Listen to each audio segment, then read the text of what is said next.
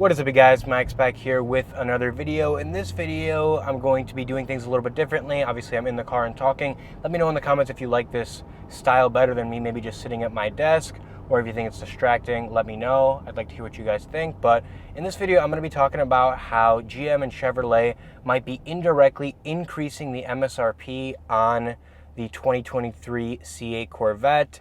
And I'm going to get into that, and I think it's kind of interesting. So although the car is at $63,000 right now or something like that for the MSRP, and it started out at, I believe, under $60,000, so 59 something back in 2020 when the car was initially announced, we can sort of see there may be an underlying reason why the car is going to be even more than that. So what I'm referring to is the Z51 performance package and potentially even magnetic ride control being forced upon consumers to order if they want a 2023 C8 Corvette. Now, if you guys look at the Corvette forums, you will see a lot of people talking about that, and I read a lot about it as well.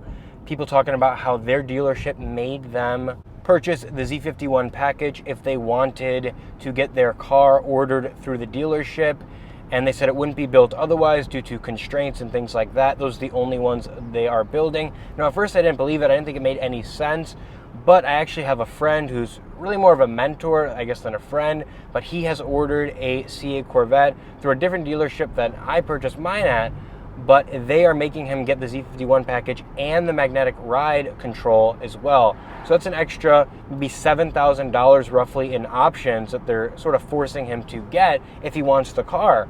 And he's been on the list forever, and he doesn't mind those extra options anyways, although he was not going to get the Z51 package prior to the dealership saying you need to get it or else we're not going to build your car. So instead of the MSRP really being $63,000 starting, it ends up being like $68,000. Granted, I understand that they're going to be adding some options with that, right? Like the Z51 package, you can talk about all the things it adds as far as maybe the rear spoiler, the front lip, the stiffer suspension, the bigger brakes, the summer tires, and way more that comes with the Z51 package. But you've got to understand that that does change the game a little bit, and while maybe if the $5,000 is the make or break for you, some people would say you shouldn't have been considering buying the car anyways, but I disagree with that. I think that is a pretty big percentage increase in starting MSRP. There are a lot of people that, they love the C8 Corvette, they decide to go with the 1LT without any other options, and they would leave, after taxes or whatever, for $67,000 or so, something like that. And maybe, depending on maybe if you lived in a place with no sales tax, you were out the door for whatever that starting MSRP was, whether it was $61,000, $62,000, $63,000,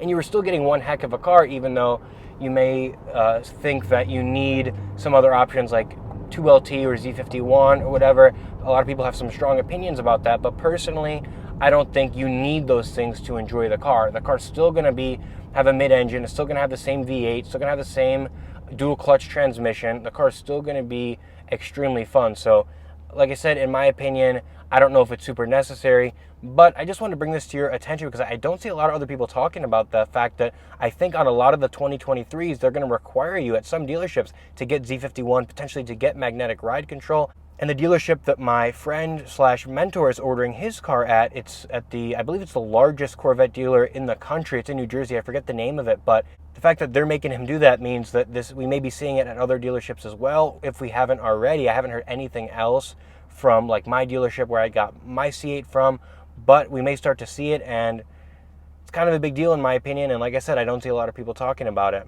So I'm curious to know what you guys think about this. Is this going to impact your decision at all to purchase the C8 Corvette?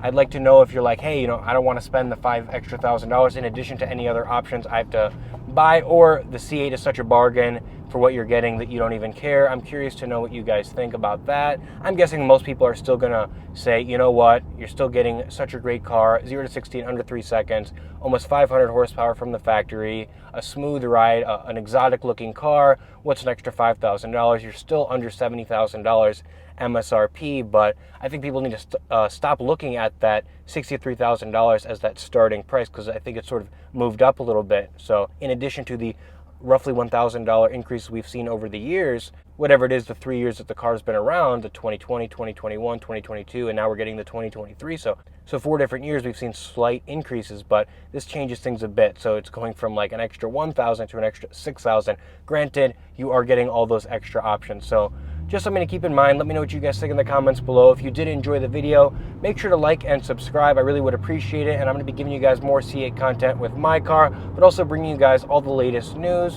So with that being said, I will catch you guys on the next one. Peace.